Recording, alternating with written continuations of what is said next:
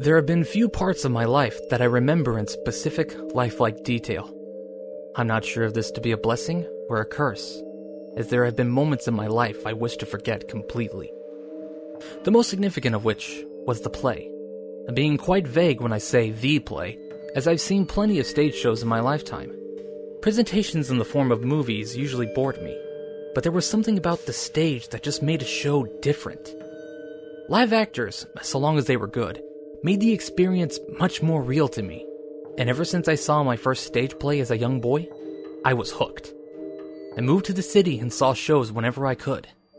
Some stage shows can be quite expensive, but money was never an issue for something I loved. However, I was especially drawn in when I saw the poster for The Hearts of the Young. I had seen the poster for the show on the streets, not too far from the popular stage theater in my city. What attracted many to this performance was that it was free. Sure, this brought on assumptions that it would be terrible, but who doesn't enjoy free entertainment? The show was being presented by the Masked Midnight Players, who I had never heard of. I had done some research on them prior to the show, but I couldn't find any information, which gave me the notion that they were a rather new group.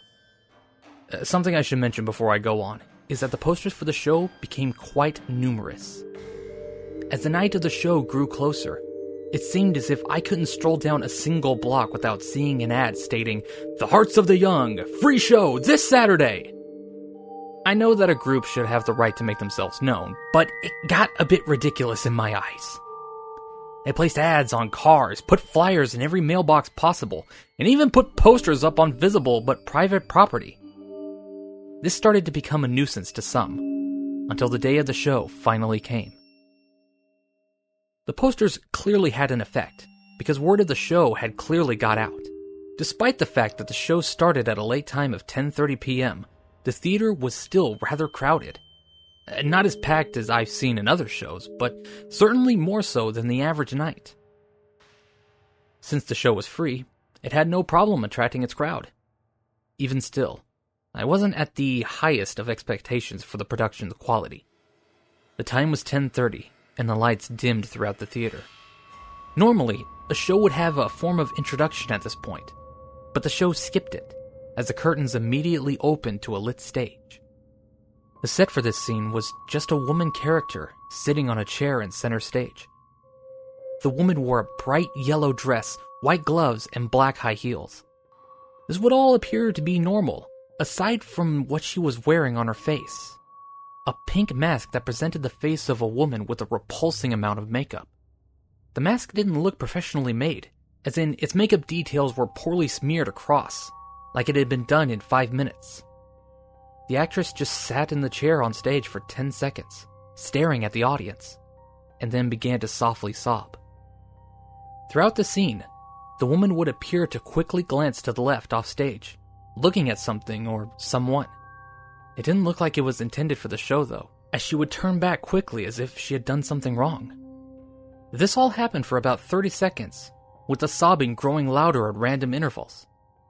I was about to leave the theater right there, until the curtains closed abruptly for the next scene. The audience looked around in confusion. This was clearly going to be a poorly done play, but it was also going to be a rather strange one, which caught the attention of most. I had half a mind to not waste my time, but I thought I might as well see what else the production had to offer. The curtains opened again to reveal a scene very similar to the last. The same masked woman was sitting in a chair, crying. There was another actor, though, who appeared to be male, so I'll address him as such. He wore a black formal suit with a red and yellow tie that appeared very out of place for the rest of his outfit. He was masked too, but he wore a large gas mask as opposed to the female in the chair. He was just standing behind the woman in the chair with his arms in front of him. Because of the mask, one obviously couldn't see his face, but I could sense a sort of expression on it regardless. It felt like he was anticipating something, occasionally looking down at the woman with intent. The stage was like this for about 20 seconds, then the curtains closed once again. At that moment, I had decided I was done. The show was different, sure, but I had better places I could waste my time. I was making my way to the exit when the curtains opened to a completely different scene. The set change seemed way too fast, for the curtain was only closed for a few seconds before opening again. Everyone gasped at the sight. The woman was on the stage, still in the chair, except she wasn't sobbing anymore. She was screaming. The dress that the woman had been wearing was torn, with some visible cuts to her skin on her legs and torso. She was tied to the chair, and her scream sounded muffled, as if something was covering her mouth behind the mask. Around her were more actors and actresses, 11 in total, though it was hard to distinguish which ones were male or female. They all wore formal attire similar to the gas mask man, who was now sitting at a piano near the left side of the stage. The characters around the girl also wore masks, ranging from strange to downright hideous.